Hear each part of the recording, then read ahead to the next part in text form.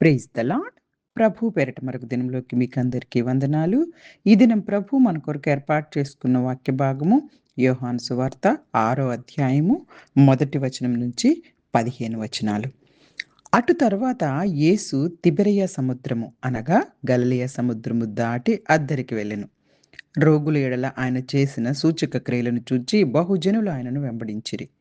యేసు కొండ ఎక్కి అక్కడ తన శిష్యులతో కూడా కూర్చుండెను. అప్పుడు పస్కాను యూదుల పండుగ సమీపించెను.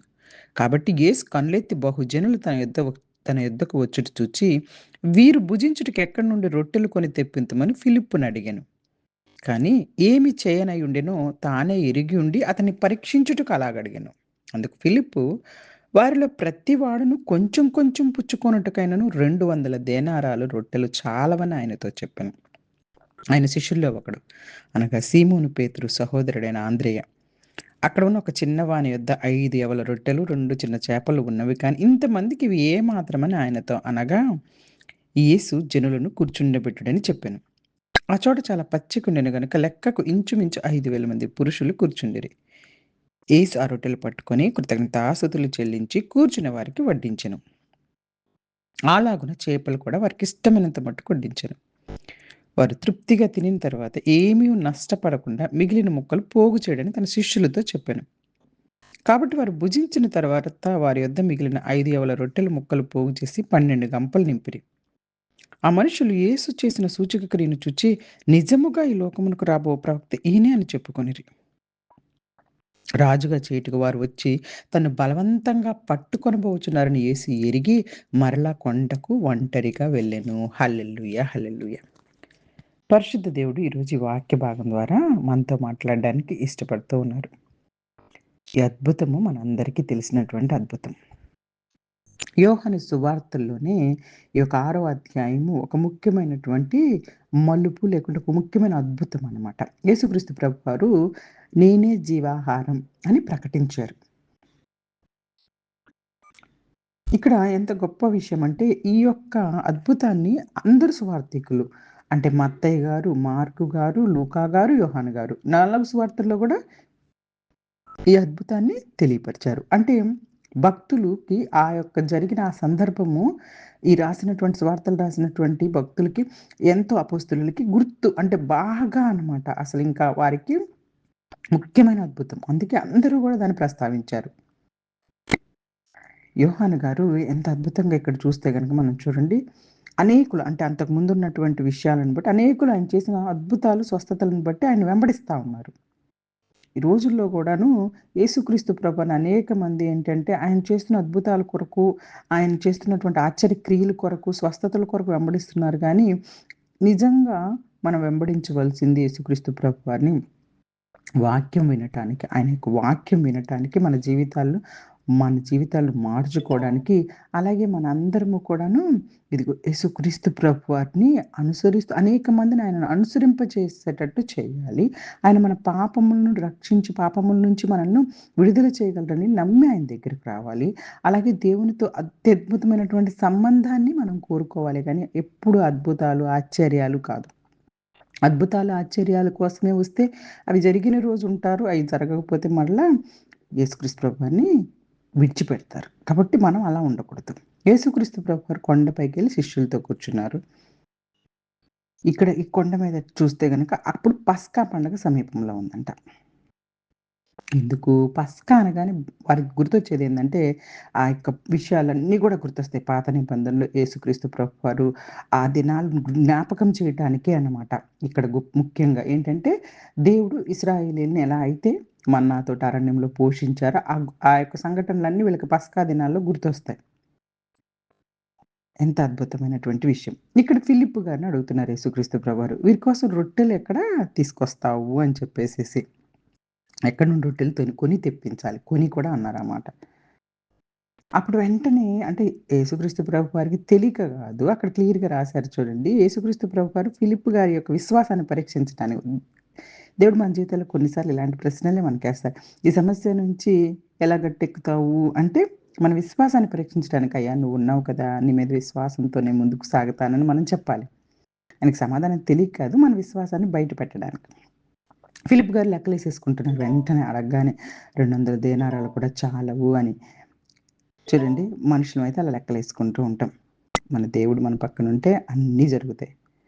అప్పుడు ఆంద్రియా గబగబా అక్కడికొచ్చి ఒక చిన్న బాలుడిని తీసుకొనొచ్చి అతని దగ్గర 5 రొట్టెలు, 2 చేపలున్నాయని చెప్తున్నారు. అక్కడ ఎవల రొట్టెలంటే ఎక్కువగా అక్కడ తినే పేదవారి ఆహారం అన్నమాట. ఇక్కడ చూడండి ఆ బాలుడు యొక్క తల్లిదండ్రులు చాలా పేదవారు. ఎవల రొట్టెలు తెచ్చుకున్నారంటే చిన్న చేపలు. అయితే దేవుడు ఇక్కడ ఒక గొప్ప సూచన చేసిన విషయాలు గొప్పవారి ద్వారానే చేస్తానని చెప్పట్లేదు. నేను ఈ చిన్న పిల్లల ద్వారా అయినా సరే హ్మ్, కార్యాలు చేయగలనని మనకి తెలియపరుస్తున్నారు. బాలుడి దగ్గర నుంచి కూడా చాలా విషయాలు నేర్చుకోవాలండి. అమ్మ బాబోయ్! ఇవిచ్చేస్తే నాకెట్లా అని అనుకోట్లేదు. ఆ బాలుడు తన దగ్గర ఉన్నదంతా ఇచ్చేసాడు. దాచుకోవట్లేదు. ఈ చిన్న సమర్పణ ఎంత వేల మందికి ఆహారమైంది, ఆశీర్వాదమైంది చూడండి. కాబట్టి మన దగ్గరున్నటువంటి అంటే మనకున్న తలాంతులు కూడా దేవుడిచ్చిన తలాంతులు. నీకు పాటలు పాడే తలాంతుండొచ్చు. సేవ చేయటానికి ఏదో ఒక రకంగా అక్కడ తీసుకురావడానికి మనుషులని, లేతే వచ్చిన వారికేదైనా ఆహారం తయారు జేయటానికి, వాక్యం చెప్పడానికి, ఇంకా అక్కడున్న లోపల చర్చిలకు సంబంధించిన విషయాలు చూసుకోవడం. ఏదో ఒకటి నీకు ఉండుంటే గనక, ఆ యొక్క సమయము, ధనం ఏదైనా సరే దేవునికి నువ్వు చిన్నది ఉపయోగిస్తే అది అనేక మందికి ఆశీర్వాదకరంగా ఉంటుంది. యేసు క్రీస్తు ప్రభువారు అందరిని కూర్చోబెట్టారంట. క్రమంగా పనిచేస్తారాయన. అందరిని కూర్చోబెట్టండి వరుసగా అని చెప్తున్నారు. దేవుని దగ్గర పని ఎప్పుడు కూడా క్రమంగా ఉంటుంది. ఇక్కడ యేసుక్రీస్తు ప్రభువారు ముందుగా ఏం చేస్తున్నారు తెలుసా? తండ్రి అయిన దేవునికి కృతజ్ఞతలు చెప్తున్నారు.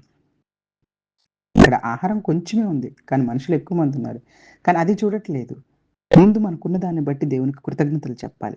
మనకున్న చిన్న ఇల్లా, చిన్న కారా, లేకపోతే చిన్న జీతమా, దీనిని బట్టి నిజంగా నువ్వు దేవునికి కృతజ్ఞతలు చెప్పగలిగే జీవితం ఉంటే, నిన్ను బహుమందికి ఆశీర్వాదకరంగా బహుగా మనం ఉన్న దానిని బట్టి ఎప్పుడు సనుక్కుంటాం. అసలు కృతజ్ఞత లేకుండా ఇప్పుడు ఎలాగ ఉన్నామనేది కూడా అసలు మర్చిపోతూ ఇష్టానుసారమైన జీవితాల్లో ఉంటే అద్భుతాలు చూడలేము. ఎందుకంటే కృతజ్ఞత విశ్వాసానికి గుర్తు. మనం కృతజ్ఞతగా బ్రతకాలి. అప్పుడే తండ్రి ఆనందిస్తారు. ఆ తర్వాత అందరికి వడ్డించారు. మనందరికీ తెలుసు. అక్కడ 5,000 మంది పురుషులున్నారు అనంటే కేవలం పురుషుల లెక్క రాసారు. అంటే పురుషులతో పాటు ఇంకా వారికొచ్చినటువంటి భార్యలు, కుటుంబస్తులు ఉండుండొచ్చు. కానీ ప్రతి ఒక్కరు తృప్తిగా తిన్నారు. దేవుని యొక్క సమృద్ధి అనేక విషయాలను గుర్తు చేస్తుంది. ఇశ్రాయేలు ప్రజలు 12 గోత్రాలు, 12 మంది అపోస్తలులు. దేవుని దగ్గర కొరత ఉండనే ఉండదు. హల్లెలూయా! హల్లెలూయా! చూడండి ఎంత అద్భుతమో కదా! ఆ మనుషులు చేసినటువంటి అక్కడంతా కూడాను అక్కడ సూచక క్రియ జరిగిపోయేసరికి అక్కడ అందరూ కూడాను ఎంతో ఆశ్చర్యపోతున్నారనమాట. ప్రజలు ఆకలిని చూసి వారిని పంపించలేదు కానీ క్రీస్తు ప్రభువారు కనికరం కలిగిన వారు. ఆయన సర్వశక్తివంతుడు.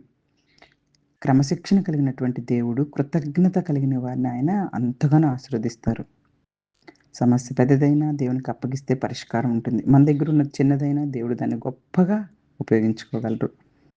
విశ్వాసం పరిస్థితులను కాదు కానీ దేవుని శక్తిని చూడాలి. కృతజ్ఞతతో జీవించడం ఆశీర్వాదాలను గుర్తించడంలో సహాయపడుతది. దేవుడు మన అవసరాలు మాత్రమే కాదు, తన చిత్తానుసారంగా సమృద్ధిగా మనకు అనుగ్రహిస్తారు.